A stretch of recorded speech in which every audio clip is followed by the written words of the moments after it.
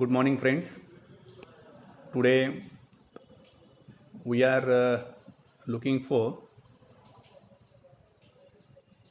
a new poem, that is Unit 2.1, and the title of this poem is Try Again. To try means प्रयत्न करणे आणि again means पुन्हा पुन्हा पुन्हा प्रयत्न करणे असं हे आपलं टायटल आहे. Before starting this poem, we have warming up activity in the form of chit chat.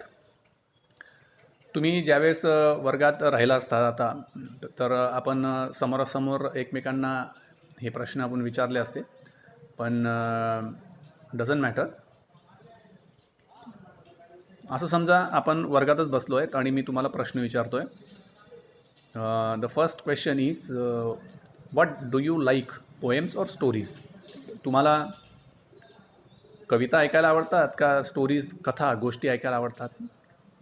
Perhaps if you were in the classroom, definitely your answer might be in this way that yes sir, I like poems, or we like poems.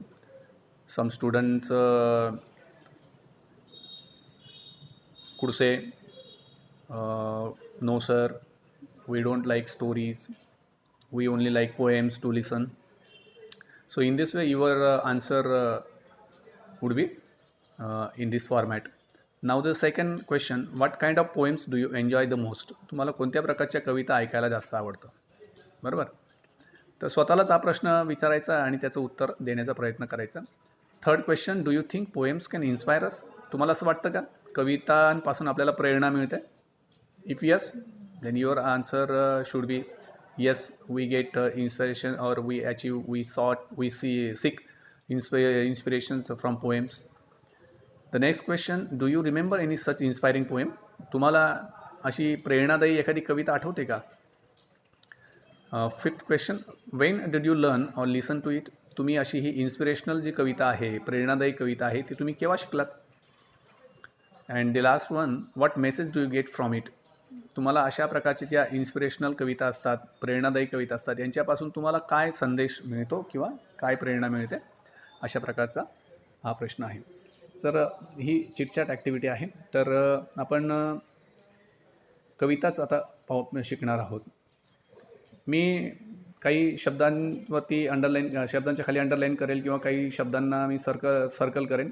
असे शब्द की जे which are coming for the first time and which are given in this poem in the form of new and difficult format.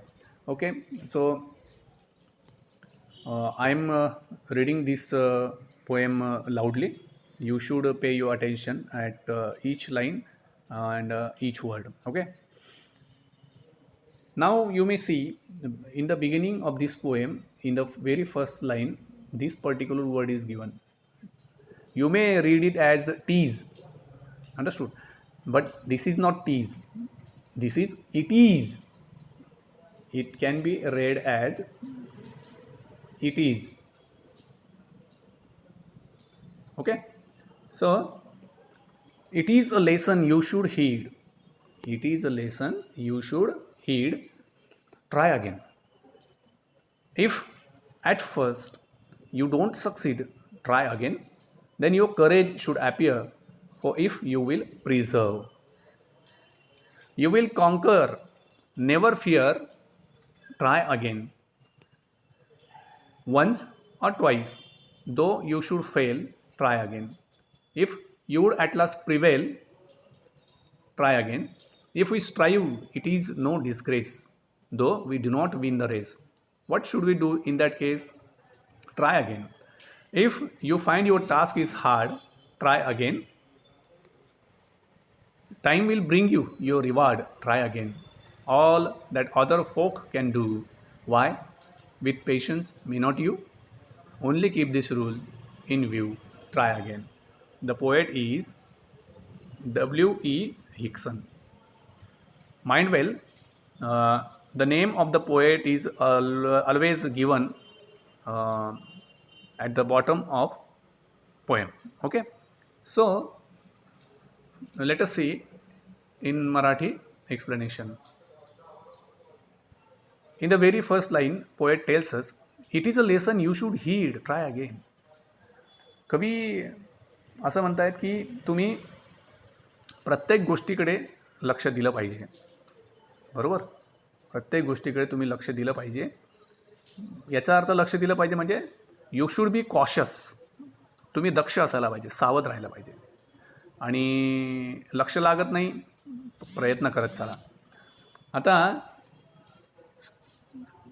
If at first you don't succeed, try again. पहिल्यांदा तुम्हाला जर यश नाही मिळालं, if you are not successful in your first attempt, पहिल्या प्रयत्नात तुम्ही यशस्वी झाला नाहीत, काही हरकत नाही, ट्राय अगेन, प्रयत्न करत राहा. Then your courage should appear for if you will preserve. अशा वेळेस तुमचं जे धाडस आहे, करेज, तुमचं जे धाडस आहे, करेज मीन्स धाडस, शौर्य, हे दिसायला पाहिजे. चिकाटी तुम्ही ठेवा, definitely you will win. For if you will preserve you will conquer, never fear, try again. Perseverance, चिकाटी ठेवा, मनोधैर्य टिकून ठेवा, नक्कीच तुम्ही सक्सेसफुल यशस्वी व्हाल. Once or twice though you should fail, try again. एक नाही, दोन नाही, तीन नाही, अनेक वेळा जरी तुम्हाला अपयश आलं, घाबरू नका. त्याला आपण म्हणूया डगमगू नका, प्रयत्न करा, नक्कीच तुम्ही यशस्वी व्हाल. If you would at last prevail, try again. If we strive it is no disgrace, though we do not win the race, what should we do in that case. प्रयत्नांची पराकाष्ठा तुम्ही सुरूच ठेवा. अंडरस्टूड? प्रयत्नांची पराकाष्ठा तुम्ही चालूच ठेवा, सुरूच ठेवा. कोणत्याही भय संकटाला न डगमगता तुम्ही प्रयत्न सुरूच असू द्या. तुमचे प्रयत्न नक्कीच तुम्ही या संदर्भात तुम्ही यशस्वी व्हाल. For if you find your task is hard, try again. तुम्हाला असं वाटतंय की मी हाती घेतलेलं काम हे खूप कठीण आहे, किंवा पुढे संकट आहेत, अडचणी आहेत, डिफिकल्टीज आहेत, कलॅमिटीज आहेत, घाबरू नका. Time will bring you your reward, try again. अशी वेळ येईल की तुम्ही त्या संकटावरती, अडचणींवरती, कलॅमिटीज, डिफिकल्टीज, प्रॉब्लेम्स यांच्यावरती सहज मात कराल आणि तुम्हाला यश नक्कीच मिळेल. All that other folk can do, why? With patience, may not you. सगळेच जण, बरेच जण तुम्ही पाहत असाल, अनेक अडचणींवर मात करून यश संपादन करतात. जर इतर लोक अनेक संकटांचा सामना करून, अनेक अडचणींचा मुकाबला करून ते जर यशस्वी होऊ शकतात, तर तुम्ही का नाही होऊ शकत? Only keep this rule in view, try again. फक्त हाच मूलमंत्र लक्षात ठेवा. प्रयत्नांची पराकाष्ठा करतच राहा, प्रयत्न सुरू राहू द्या, अपयशाने खचून जाऊ नका, डगमगू नका. हा मूलमंत्र जर तुम्ही लक्षात ठेवला आणि सतत प्रयत्न करत राहा, हे असे विविध मूलमंत्र जर तुम्ही लक्षात ठेवले, तर definitely one day you will be a successful person.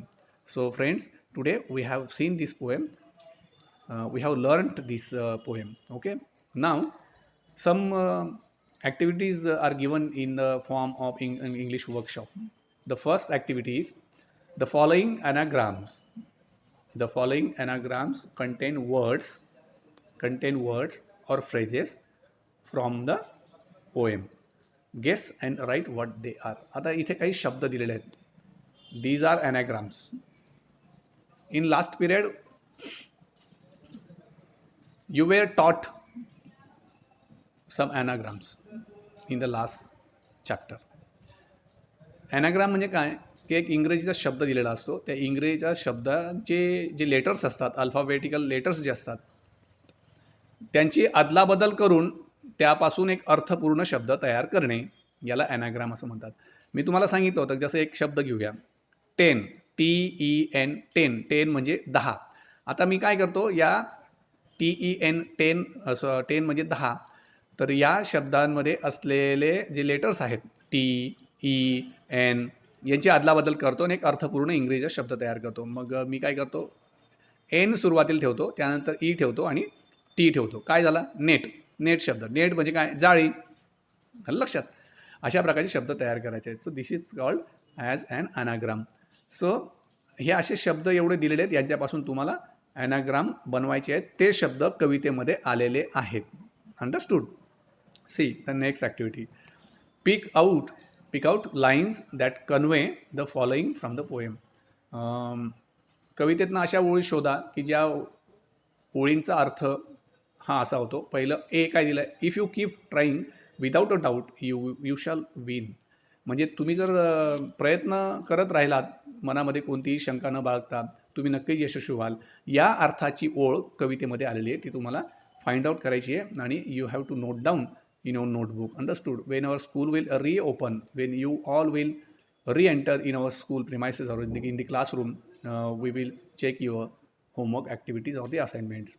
Now the B, what it says that it is not shameful to struggle hard. परिश्रम करणं ही काही लाजिरवाणी गोष्ट नाही आहे. कठोर परिश्रम करणं ही काही लाजिरवाणी गोष्ट नाही. या संदर्भातली एक ओळ आलेली आहे, ती तुम्हाला शोधायची आहे. See, when others can do the work, so can you if you keep trying patiently. तुम्ही जर संयमाने तुमचं काम करतच राहिलात, तर इतरसुद्धा करतातच. तुम्हीसुद्धा जर संयमाने कामं केलीत, तर अशा संदर्भाची एक ओळ आलेली कविते ते तुम्हाला शोधायची आहे. D, Wien you fail in your first attempt make another one. तुम्ही तुमच्या पहिल्या प्रयत्नात तुम्ही जरी अयशस्वी ठरलात, तर तुम्ही दुसरा प्रयत्न करा. अशा संदर्भाची एक ओळ कवितेमध्ये आलेली, ती तुम्हाला शोधायची आहे. Now see the third activity. Find from the poem the antonyms. Antonyms म्हणजे काय, अपोजिट्स, विरुद्धार्थी शब्द शोधायचे. आता टू सक्सीड मीन्स यशस्वी होणे. याचा विरुद्धार्थ काय, अपयशी होणे. मग या सक्सीडचा विरुद्धार्थी शब्द कवितेत आलेला, तो तुम्हाला त्यासमोर लिहायचा आहे. दुसरा शब्द आहे पनिशमेंट, शिक्षा. तिसरा शब्द आहे करेज म्हणजे धाडस. चौथा शब्द आहे स्टॉप किंवा क्विट, या संदर्भातला शब्द आहे. आणि पाचवा आहे लूज म्हणजे हारणे, गमावणे. तर याचा विरोधार्थी शब्द कवितेमध्ये आलेला आहे, तो तुम्हाला शोधायचा आहे. पुढे काय म्हणतायत, fourth activity. Answer in your on words. तुमच्या स्वतःच्या शब्दात उत्तरं द्यायची आहेत. The first question is what lesson should be kept always in mind. आपण आपल्या मनामध्ये सदैव कोणती गोष्ट, कोणती बाब, आपण कोणता मंत्र, आता इथं लेसनचा अर्थ आहे मंत्र, लक्षात ठेवायला पाहिजे. तर असे प्रश्न आहेत, त्यांची उत्तरं तुम्ही तुमच्या शब्दात द्यायची आहेत. B, what should someone who loses a race do. एखादी व्यक्ती समजा लुजेस अ रेस म्हणजे काय, शर्यत हारणे नाही. लुजेस अ रेस या शब्दाचा शब्दशः अर्थ न घेता, समजा त्याला अपयश आलं तर त्याने काय करायला पाहिजे, अशा प्रकारचा प्रश्न आहे. D, Wien can success have a greater value, Wien you get it easily or with difficulty. यशाची किंमत केव्हा होते, की जेव्हा तुम्ही एखादी गोष्ट सहजपणे प्राप्त करतात किंवा अडचणीवर मात करून मिळवतात. अशा प्रकारचा हा प्रश्न आहे, ते तुम्हाला द्यायचा आहे. आता पुढची activity 5. Read the poem and fill in the web choosing points from it. इथे आता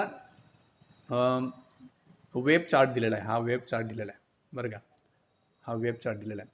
आता आपल्याला याच्याशी संबंधित शब्द लिहायचा आहे. इथे काय म्हटलं आहे, व्हॉट लीड्स टू सक्सेस. यश मिळवण्यासाठी काय काय करावं लागेल तुम्हाला. तर एक त्यांनी एक्झाम्पल म्हणून दिलं आहे, ट्राईंग अगेन, म्हणजे पुन्हा पुन्हा प्रयत्न केला तर यश नक्कीच मिळतं. तर असे काही पैलू दिलेले आहेत की ते तुम्हाला इथे लिहायचे. ते कवितेत दिलेले आहे की यश मिळवण्यासाठी आपल्याला काय काय करावं लागणार आहे. बरोबर, यश मिळवण्यासाठी आपल्याला काय काय करावं लागेल, कोणकोणत्या गोष्टी कराव्या लागतील, त्या कवितेत दिलेल्या त्या तुम्हाला या वेब चार्टमध्ये लिहायच्या आहेत. आता या अशा प्रकारची ही पोएम होती आणि याच्या ॲक्टिव्हिटीज मी तुम्हाला समजून सांगितलेल्या आहेत. ते तुम्ही नीट कंप्लीट करा आणि आपल्या वहीमध्ये नोट डाऊन करा. आपण इथे थांबूया. पुढच्या तासाला आपण नेक्स्ट टॉपिक शिकणार आहोत. Till then goodbye, take care.